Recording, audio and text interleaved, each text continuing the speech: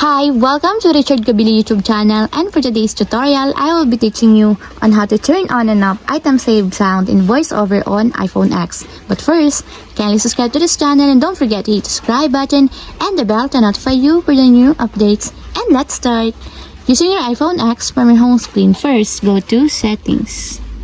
Then in the Settings, scroll down and find the Accessibility, then tap. Then in the Accessibility, go to Vision section and then tap the voiceover.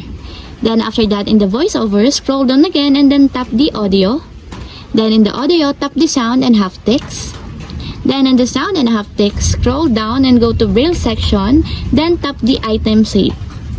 Then in the item save, find the sound, and as you will see, there's a switch button located on the side of it. Then all you have to do is just tap it to enable until it becomes green.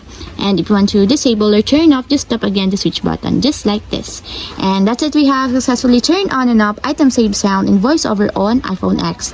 If you have a question, can you comment down below, and don't forget to hit the subscribe button and the bell to notify you for the new updates. And thank you for watching!